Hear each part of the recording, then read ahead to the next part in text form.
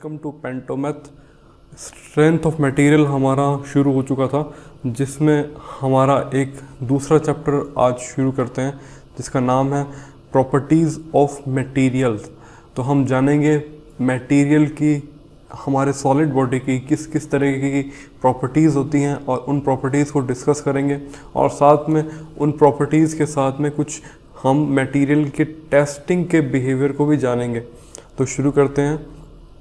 सबसे पहले हमारी जो प्रॉपर्टी है उसका नाम है डक्टाइलिटी, या इसे हम डक्टिलिटी बोलते हैं। डक्टिलिटी हमारी वो प्रॉपर्टी है जो हमें बताती है कि जो हमारी सॉलिड बॉडी है वो टेंसाइल फोर्स लगाने पे इस तरह का बिहेव करती है। जब हम बॉडी में टेंसाइल फोर्स लगाते हैं तो वो बॉडी एलोंगेट होती है या अपनी लेंथ को इंक्रीज करती है। तो हमारे पास बॉडी के दो कैटेगराइजेशन हो जाते हैं यहाँ पर, या तो बॉडी अपने इलास्टिक लिमिट पर आने के बाद डायरेक्ट फ्रैक्चर हो जाती है, या वो बॉडी इलास्टिक लिमिट में आने के बाद कुछ टाइम तक अपने आप को एलोंगेट करती है इन द प्लास्टिक रीजन। तो इस बेसिस पे हमने मेटल को दो पार्ट में डिवाइड करा है, और ये प्रॉपर्टी की जो कि हमें बताती है मटेरियल की कि वो फ्रैक्चर से पहले भी स्ट्रेच हो सकता है इन द प्लास्टिक रीजन, इसी का नाम है डक्टिलिटी। हमारे मटेरियल हैं माइल्ड स्टील, एल्यूमिनियम, कॉपर और मैंगनीज। ये बेसिकली सबसे ज़्यादा यूज़ होने वाले डक्टाइल मटेरियल हैं हमारे स्ट्रेंथ ऑफ मटेरियल के अंदर। तो हमने एक क्राइटेरिया सेट कर रखा है कि अगर हमारा प्लास्टिक रीजन के अंदर जो एलोंगेशन हो रहा है वो 5% से अगर ज़्यादा होगा तो हम उस मटेरियल को डक्टाइल मानेंगे, वरना वो मटेरियल आएगा हमारी दूसरी प्रॉपर्टी के रीजन में जिसका नाम है ब्रिटलनेस। तो ब्रिटलनेस हमारी डक्टिलिटी की बिल्कुल ऑपोजिट है। ब्रिटलनेस हमें बताती है कि कोई मटेरियल कितना कम प्लास्टिक रीजन में कितना कम प्लास्टिक बिहेवियर शो करता है। तो हमने ब्रिटलनेस की डेफिनेशन यही ली है कि लैक ऑफ डक्टिलिटी को ही हम बोलेंगे ब्रिटलनेस, या ब्रिटलनेस की प्रॉपर्टी बोलेंगे। और अगर हमारा प्लास्टिक रीजन में स्ट्रेन है वो 5% से कम होता है, यानी कि हमारा इलास्टिक जो स्ट्रेन हुआ है, इलास्टिक एलोगेशन जो हुआ है वो उसका 5% भी अगर हमारा प्लास्टिक रीजन में नहीं हो पाता है तो उसे हम ब्रिटल मटेरियल बोलेंगे, और इस प्रॉपर्टी को हम ब्रिटलनेस के नाम से जानेंगे। तो इसके कुछ एग्जांपल्स हैं जो कि ब्रिटलनेस को या ब्रिटलनेस के बिहेवियर को शो करते हैं। तो वो हैं कास्ट आयरन, ग्लास और कंक्रीट। जानते हैं कि कार्बन की परसेंटेज रिलेटिवली काफ़ी हायर परसेंटेज में रहती है। तो जैसे जैसे कार्बन की परसेंटेज इंक्रीज़ होती है बॉडी के अंदर ब्रिटलनेस इंक्रीज़ हो जाती है। तो नेक्स्ट प्रॉपर्टी की हम अगर बात करें तो उसका नाम है मेलेबिलिटी। मेलेबिलिटी प्रॉपर्टी हमें बताती है कि अगर किसी मटेरियल के अंदर कंप्रेसिव फोर्स लगाए जाएँ तो वो मटेरियल कंप्रेस होकर क्या एक शीट की फॉर्म में ले सकता है या नहीं ले सकता है।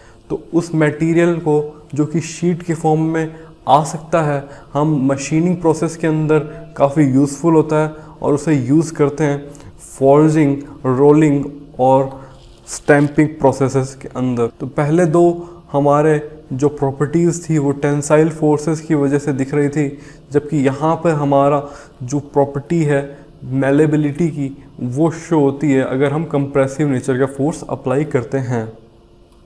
नेक्स्ट हमारे पास जो प्रॉपर्टी आती है मटेरियल की उसका नाम है हार्डनेस। हार्डनेस हमारी एक्सटर्नल सरफेस की प्रॉपर्टी है जो हमें रेजिस्टेंस प्रोवाइड करती है क्रैच और एब्रेशन के साथ। हम यानी हमारी जो बॉडी है उसकी आउटर सरफेसेस जो है वो सेफ रहती है जितनी हमारी बॉडी की हार्डनेस ज़्यादा होती है।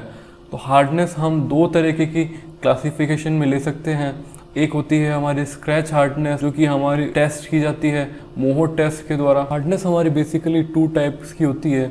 एक तो हमारी हार्डनेस जो कि हमें स्क्रैचेस और एब्रेशन वगैरह से बचाती है, और एक हार्डनेस हमारी होती है इंडेंटेशन हार्डनेस जो कि हमें बताती है कि हमारे आउटर सरफेस में जो हमारे मटेरियल है उसमें क्या क्या कंपोजिशन के कितने कितने परसेंटेज है।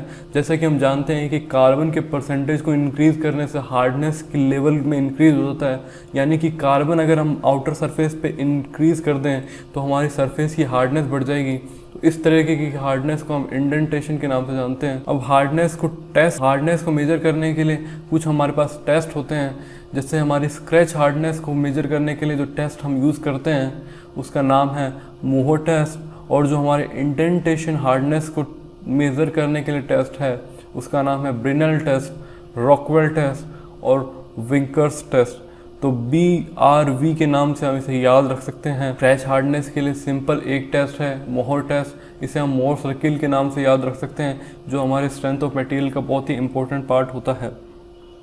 तो नेक्स्ट हमारी जो प्रॉपर्टी है उसका नाम है क्रीप, और क्रीप बेसिकली हमारी डेवलप होती है due to the constant loading with respect to time.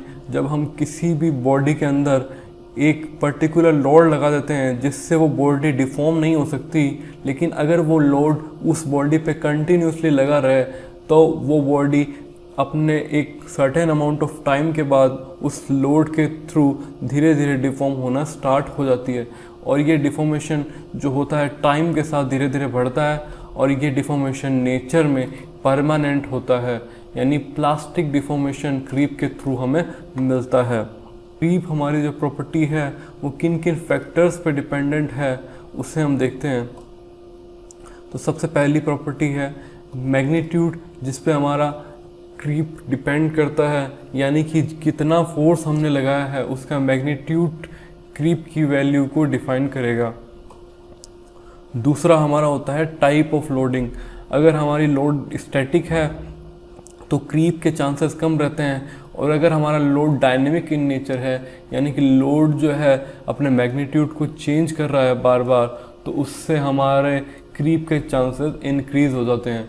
और अगर हमारा टाइम जो नया फैक्टर आता है वो ज़्यादा लगता है, तो टाइम के साथ साथ उस फोर्स के में क्रीप की वैल्यू भी जो जनरेट होती है वो ज़्यादा होगी।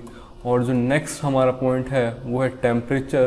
तो अगर हमारा कोई भी सरफेस एक हायर टेम्परेचर में है तो उसमें क्रीप जनरेट होने की चांसेस रिलेटिवली हायर हो जाती हैं। जो नेक्स्ट प्रॉपर्टी हमारे पास आती है उसका नाम है इलास्टिसिटी। इलास्टिसिटी हमें बेसिकली बताती है कोई भी बॉडी अगर उस पर हम किसी भी नेचर का, चाहे वो टेंसाइल हो या कंप्रेसिव हो या शेयर हो, कोई फोर्स अप्लाई करें तो क्या वो बॉडी फोर्स के रिमूव होने के बाद अपनी ओरिजिनल पोजीशन को रिकवर कर लेती है। तो इस प्रॉपर्टी को अगर वो बॉडी अपनी इनिशियल शेप में वापस आ जाती है बिना किसी परमानेंट डिफॉर्मेशन के थ्रू, तो उसको हम बोलते हैं इलास्टिसिटी। और ये हमारी प्रॉपर्टी एक पर्टिकुलर लिमिट तक ही वैलिड होती है किसी भी मटेरियल के लिए, और उसे हम बोलते हैं इलास्टिक लिमिट। तो मटेरियल जो जब तक इस इलास्टिक प्रॉपर्टी को फॉलो करते हैं उस लिमिट को हम बोलने वाले हैं इलास्टिक लिमिट। नेक्स्ट हमारे कुछ कर्व को देखते हैं जो कि मटेरियल बिहेव करते हैं जब हम उन्हें स्ट्रेस और स्ट्रेन के रिलेशनशिप में ड्रॉ करना स्टार्ट करते हैं। तो सबसे पहले हम देखते हैं कि एक इलास्टिक लिमिट तक स्ट्रेस और स्ट्रेन जो हैं डायरेक्टली प्रोपोर्शनल चलते हैं, जैसा कि हमारे प्रोपोर्शनलिटी लिमिट हमारे हुक्स लॉ के अंदर हमने बात की थी कि स्ट्रेस और स्ट्रेन डायरेक्टली प्रोपोर्शनल होते हैं एक सर्टेन अमाउंट ऑफ टाइम तक। और दूसरा हमारा कर्व कुछ इस तरह का हो सकता है। अगर हमारा stress strain curve non linear nature का है तो स्ट्रेस और स्ट्रेन डायरेक्टली प्रोपोर्शनल ना होके एक बैंड की फॉर्म में अपने आप को शो करते हैं। और तीसरा हमारा कुछ मटेरियल इस तरह का हो सकता है कि वो इलास्टो प्लास्टो बिहेवियर शो करे या वो विस्कस प्लास्टिक बिहेवियर शो करे। इस तरह के मटेरियल के अंदर स्ट्रेस और स्ट्रेन शुरुआत के अंदर तो डायरेक्टली प्रोपोर्शनल का रिलेशनशिप फॉलो करते हैं, लेकिन about a certain amount of value of stress हम देखते हैं कि मटेरियल आइडियल प्लास्टिक की तरह बिहेव करना चालू करता है, यानी कि हम उसके ऊपर कोई भी एक्स्ट्रा स्ट्रेस नहीं अप्लाई करते, लेकिन एलोंगेशन या हमारा स्ट्रेन जो है वो बॉडी के अंदर लगातार बढ़ता जाता है। फोर्थ जो हमारी प्रॉपर्टी है वो है परफेक्ट प्लास्टिक की। इस तरह के मटेरियल में हम देखते हैं कि हम एक पर्टिकुलर अमाउंट का जब स्ट्रेस प्रोड्यूस करते हैं तो उसके ऊपर हमें इनफाइनाइट नेचर का स्ट्रेन प्रोड्यूस हो जाता है, जिसे हम नाम देंगे परफेक्टली प्लास्टिक बॉडीज़ को। नेक्स्ट हमारी जो प्रॉपर्टी है उसका नाम है elastoplastic behaviour with strain hardening. तो इस तरह के मटेरियल के अंदर हम देखते हैं कि हमारा जो इलास्टोप्लास्टिक बिहेवियर था उससे कर्व कुछ ऊपर की तरफ बिहेव कर जाता है या ऊपर की तरफ टिल्ट कर जाता है। तो हम जानते हैं कि जब स्ट्रेन हार्डनिंग किसी मटेरियल के अंदर होती है तो उसके अंदर उसकी प्रॉपर्टीज़ कुछ एनहेंस हो जाती है due to the strain hardening processes. Strain hardening का जो हमारा प्रोसेस है वो हम मटेरियल साइज में पूरा कंप्लीट देखेंगे। तो स्ट्रेन हार्डनिंग से हमें यहाँ जानने की ज़रूरत है कि जो हमारी स्ट्रेन है वो स्ट्रेन कुछ हद तक उसी स्ट्रेन को लाने के लिए हमें ज़्यादा स्ट्रेस की रिक्वायरमेंट होती है। फाइनली हमारा जो कर्व है वो कुछ इस तरह से निकल कर आता है, जहाँ पहले वो डायरेक्टली प्रोपोर्शनलिटी की वैल्यू को शो कर रहा था और उसके बाद वो लीनियरली अपने स्लोप को चेंज कर देता है। नेक्स्ट हमारा जो कर्व है वो आइडियल रिजिड बॉडी के लिए है। रिजिड बॉडी पे हम जानते हैं कि स्ट्रेस की कितनी भी यूनिट अप्लाई की जाए मैग्नीट्यूड के रिस्पेक्ट में, लेकिन उसके स्ट्रेन वैल्यूज़ में कोई भी चेंज नहीं आता है। और जो फाइनल हमारा कर्व आता है वो आइडियल फ्लूइड के लिए आता है, जिससे हम जानते हैं कि बिल्कुल स्ट्रेस की इनिशियल वैल्यू के ऊपर उसमें हमें फ्लो करना स्टार्ट हो जाता है हमारा मटेरियल और हमें स्ट्रेन जो है वो लगातार मिलता जाता है टाइम के साथ में। तो इस तरह के मटेरियल को हम फ्लूइड की कैटेगरी में लेते हैं। तो ये हमारे हुए सारे टाइप के जो कर्व किसी मटेरियल को शो कर सकता है। इन्हीं कर्व में से कोई एक ना एक कर्व हमारे एग्जाम्स में रेगुलर पूछा जाता है।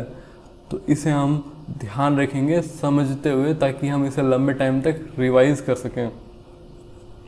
तो नेक्स्ट हम अब बात कर लेते हैं स्ट्रेस और स्ट्रेन कर्व की और उनमें मिलने वाले डिफरेंट पॉइंट्स की, जिनके ऊपर हमारा मटेरियल अपनी प्रॉपर्टीज़ को और अपने बिहेवियर को कुछ कुछ चेंज करता जाता है। तो सबसे पहले हम स्ट्रेस स्ट्रेन कर्व की जब बात करते हैं, 0 पॉइंट से अगर हम शुरुआत देखें तो एक सर्टेन अमाउंट ऑफ पॉइंट जिसे हम प्रोपोर्शनलिटी लिमिट कहते हैं, वहाँ तक हमारा स्ट्रेस और स्ट्रेन जो है लीनियर कर्व को शो करता है। यानी कि यहाँ पे हमारा हुक्स लॉ वैलिड होगा और stress equal to strain multiply by elastic constant या हमें यंग्स मॉडुलस की वैल्यू जो है वो यहाँ तक हमें मिलती है। उसके बाद हमारा जो पॉइंट आता है वो आता है इलास्टिक रीजन का या इलास्टिक लिमिट का। यहाँ तक हमारा मटेरियल अगर एलोंगेट होता है तो वो अपनी इनिशियल पोजीशन पे बिना किसी परमानेंट डिफॉर्मेशन के पहुंच जाता है। उसके बाद हमें 2 पॉइंट बिल्कुल पास पास मिलते हैं, जो होते हैं अपर यील्ड पॉइंट और लोअर यील्ड पॉइंट, जहां से हमारी यील्डिंग स्टार्ट होती है। ये दोनों पॉइंट बिल्कुल पास होते हैं, जो कि मटेरियल की प्रॉपर्टीज़ को बिल्कुल आगे के लिए चेंज कर देते हैं। उसके बाद हमारा मटेरियल जाता है इस रीजन के अंदर स्ट्रेन हार्डनिंग जोन में, जो हमने पहले देखा कि जब मटेरियल अपनी प्रॉपर्टीज़ से हार्डन होना स्टार्ट हो जाता है और हमें सेम स्ट्रेन को जनरेट करने के लिए ज़्यादा स्ट्रेस वैल्यू की ज़रूरत पड़ती है। उसके बाद हमारा जो पॉइंट आता है वो टॉप मोस्ट पॉइंट हमें मिलता है अल्टीमेट स्ट्रेस का, जहाँ पे हमारा जो पॉइंट है पॉइंट ऑफ जहाँ पे हम एक ऐसे पॉइंट की तरफ पहुँचते हैं जहाँ के आगे अगर और स्ट्रेस इंड्यूस करेंगे तो हमारा फ्रैक्चर होना मटेरियल का तय माना जाएगा। तो ये पॉइंट आखिरी पॉइंट है जहाँ पे हमारा मटेरियल सरवाइव कर सकता है, उसे ही हम अल्टीमेट स्ट्रेस के नाम से या अल्टीमेट स्ट्रेस पॉइंट के नाम से जानते हैं। और इस पॉइंट के कवर होने के बाद हम उससे कम स्ट्रेस के अंदर भी एक ऐसे पॉइंट पर पहुंच जाएंगे जहां से बॉडी फ्रैक्चर हो जाएगी या वो परमानेंट ब्रेक हो जाएगी। तो ये कुछ पॉइंट हैं जो स्ट्रेस और स्ट्रेन कर्व के अंदर हमें ध्यान रखने हैं। अब बात करते हैं स्ट्रेस स्ट्रेन कर्व के अंदर मिलने वाले पॉइंट से कुछ प्रॉपर्टीज़ जनरेट हुई है उनकी। तो एक प्रॉपर्टी हमें मिलती है जिसका नाम है रेजिलेंस, और रेजिलेंस हमें बताती है कि जो हमारे stress strain curve elastic limit तक हमें मिला है उसके एरिया अंडर द कर्व हम कितनी एनर्जी स्टोर कर सकते हैं up to the elastic limit. यहाँ पर जो है ध्यान देने वाली बात है, क्योंकि रेजिलेंस इलास्टिक लिमिट के बाद काम नहीं करता। और अगर हम इसके न्यूमेरिकल फॉर्मूले के ऊपर जाएं तो हम इसे रेजिलेंस को पर यूनिट वॉल्यूम के रूप में देखते हैं, लेकिन उसका नाम हम बदल के कर देंगे तब मॉडुलस ऑफ रिजिडिटी। तो मॉडुलस ऑफ रिजिडिटी की एक सिंपल डेफिनेशन है कि मैक्सिमम स्ट्रेन एनर्जी जो है हम स्टोर कर सकते हैं पर यूनिट वॉल्यूम में, क्योंकि हमने वॉल्यूम का डिवाइड कर दिया है with in the elastic limit. तो इलास्टिक लिमिट के अंदर किसी भी पॉइंट में एनर्जी स्टोर होगी उसे रेजिलेंस के नाम से जानेंगे, लेकिन अगर वो मैक्सिमम अमाउंट की होती है और पर यूनिट वॉल्यूम की होती है तो उसे हम मॉडुलस के नाम से जानते हैं। मॉडुलस ऑफ रिजिडिटी हमारी प्रॉपर्टी की तरह बिहेव करती है। इसका हम न्यूमेरिकल फार्मूला देखें तो वो होता है हाफ स्ट्रेस इनटू स्ट्रेन, या हम इसे और सिंप्लीफाई करके लिखें तो half stress square into Young's modulus. Next property हमारी इसी से जनरेट होती है और इसी से मिलती जुलती है कि अगर हमारा स्ट्रेस स्ट्रेन कर्व पूरा लास्ट तक शो होता है तो हमें टोटल एनर्जी जो लास्ट फ्रैक्चर पॉइंट तक हमें मिलने वाली है, उस टोटल एनर्जी को या total area under the curve जो हमें पिछले कर्व में दिखा था वहाँ मिलने वाला है, उसे हम देंगे टफनेस का नाम। और टफनेस हमें बताती है कि कोई भी बॉडी अंदर से कितनी स्ट्रॉन्ग है या वो कितना स्ट्रेस बियर कर सकती है। ये बॉडी की इंटरनली वॉल्यूम रिलेटेड प्रॉपर्टी है जिससे हम स्ट्रेस की मैक्सिमम वैल्यू की लिमिट के थ्रू भी जानते हैं। तो टफनेस के लिए भी हम मॉडुलस का यूज़ करते हैं, तो इसे हम जानते हैं कि मॉडुलस ऑफ टफनेस जो होता है वो total strain energy store per unit volume होता है। जहाँ हमारा per unit volume word use होगा वहाँ हम मॉडुलस का यूज़ करेंगे। नेक्स्ट हमारी जो लोडिंग है वो कंडीशन के थ्रू जब चेंज होती है तो एक नई प्रॉपर्टी हमारी जनरेट होती है जिसका नाम है फटीग। और फटीग हमारी एक फेलियर ऑफ मटेरियल की बिहेवियर को शो करता है। जब हमारा मटेरियल साइक्लिक लोडिंग में लगा होता है तो फेलियर ऑफ मटेरियल हमारा अल्टीमेट लोडिंग से नीचे ही हो जाता है अगर हम डायनेमिक या साइक्लिक नेचर के लोड का यूज़ करते हैं। तो फटीग होने के कुछ रीजंस को हम ध्यान लिख लेते हैं कि अगर हमारी लोडिंग कंडीशन किस किस तरह की है तो उसके ऊपर हमारा डिपेंड करेगा कि फटीग कब और कितने अमाउंट के लोड पे होता है। दूसरा हमारा फ्रीक्वेंसी पे डिपेंड करता है कि अगर हमारे लोड की चेंज होने की फ्रीक्वेंसी ज़्यादा है तो हम देखते हैं कि मटेरियल जल्दी वीक होना स्टार्ट होता है और जल्दी बॉडी में फ्रीक्वेंसी के साथ साथ फटीग के ज़्यादा होने के चांसेस बढ़ जाते हैं। तीसरी प्रॉपर्टी अगर हम देखें तो टेम्परेचर अगर हमारा बॉडी का हायर होगा तो फटीग होने के चांसेस भी रिलेटिवली हायर रहते हैं। और फोर्थ हम देखते हैं कि अगर स्ट्रेस कंसंट्रेशन या स्ट्रेस का जो अमाउंट है बॉडी में जनरेट होने का वो अगर ज़्यादा हो रहा है डायनेमिक लोडिंग या साइक्लिक लोडिंग के साथ तो फटीग होने के चांसेस फिर से इंक्रीज हो जाते हैं। अब बात कर लेते हैं मटेरियल की टेस्टिंग की। तो हम जानते हैं कि दो टाइप के मटेरियल हमने जो प्रॉपर्टीज़ को जाना उनके अकॉर्डिंग मिलते हैं। एक होता है डक्टाइल मटेरियल और एक होता है ब्रिटल मटेरियल। और इन दोनों ही मटेरियल के ऊपर हम अलग अलग नेचर का फोर्स अप्लाई करेंगे और देखेंगे कि ये किस तरह से फ्रैक्चर होते हैं और इनके फ्रैक्चर होने के कारण इनके शेप और उनके फ्रैक्चर होने के प्लेन में क्या क्या चेंजेस आ रहे हैं उनको नोट करेंगे। तो सबसे पहले हमने देखा है डक्टाइल मटेरियल। डक्टाइल मटेरियल में हम अप्लाई करने वाले हैं टेंशन फोर्स या टेंसाइल नेचर का फोर्स। तब हम देखते हैं कि हमारा जो मटेरियल है इलास्टिक रीजन के बाद प्लास्टिक रीजन में जब पहुंच जाता है तो एक पॉइंट के बाद वो ब्रेक होता है और ब्रेक होता है वो इस प्लेन से। इस प्लेन को हम बोलते हैं शेयर प्लेन, जो कि हमारे लोडिंग के 45 डिग्री के एंगल पे होता है। और जो हमारा ब्रेकिंग पॉइंट होता है वहाँ पे हम इस तरह की शेप देखते हैं जिसे हम नाम देते हैं cup and cone structure. Very important, ये क्वेश्चन बार बार हमें पूछता है कि कप एंड कोन स्ट्रक्चर हमारे किस तरह की लोडिंग में मिलता है और किस तरह के मटेरियल के थ्रू मिलता है। तो ये ऐसा क्यों हो रहा है, अब हम इससे डक्टाइल मटेरियल के बिहेवियर के थ्रू देखते हैं। क्योंकि डक्टाइल मटेरियल हमारे शेयर फोर्सेस में वीक होते हैं तो हमारी नेकिंग यानी कि मटेरियल यहाँ से बीच से जहाँ से उसके फ्रैक्चर होने के चांसेस हैं वहाँ से उनका एरिया कम होना चालू हो जाता है।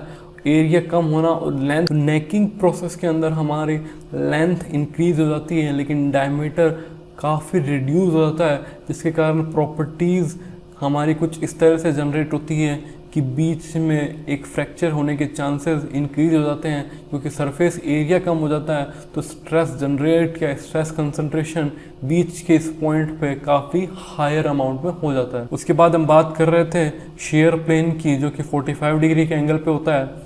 इस प्लेन के अंदर ही हमें मिलते हैं टेंसाइल एक्सिस के सबसे वीकेस्ट पॉइंट, और इसी रीज़न से हमारा जो टेंसाइल नेचर का फोर्स लगने पे डक्टाइल मटेरियल है वो होता है ब्रेक। अब बात कर लेते हैं, अगर हम डक्टाइल मटेरियल पे फोर्स लगाते हैं कंप्रेसिव नेचर का, तब हम देखते हैं कि हमारा जो मटेरियल है वो इवन काफ़ी हायर लिमिट तक फेल नहीं होता है, बट फिर भी एक सर्टेन अमाउंट ऑफ लिमिट तक जब हम इसे कंप्रेस करते जाएंगे तो हम देखेंगे कि हमारा मटेरियल क्रशिंग के कारण फेल होता है और हमारा जो प्लेन ऑफ फेलियर होता है वो सेम रहता है, यानी इस बार 45 डिग्री के एंगल पे नहीं होके same perpendicular plane of forces पे ही हमारा मटेरियल ब्रेक होता है। नेक्स्ट टाइप का हमारा मटेरियल होता है ब्रिटल मटेरियल। अब ब्रिटल मटेरियल के अंदर बात कर लेते हैं, जब हम सबसे पहले टेंसाइल नेचर की लोड लगाएंगे तो टेंसाइल नेचर का फोर्स यहाँ पर भी वीकेस्ट बिहेवियर शो करता है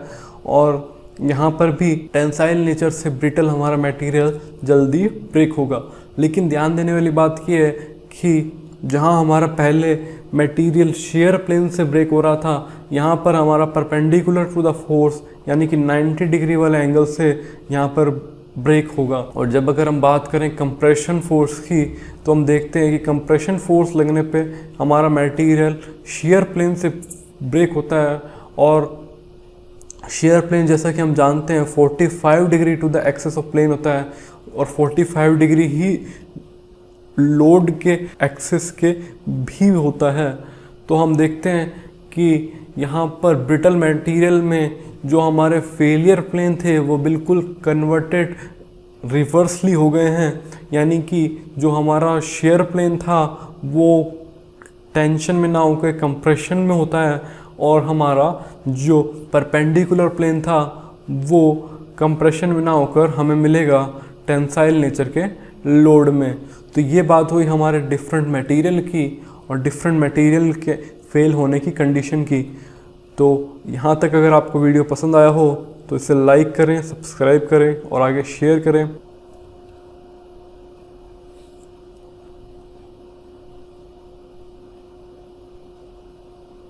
थैंक यू सो मच।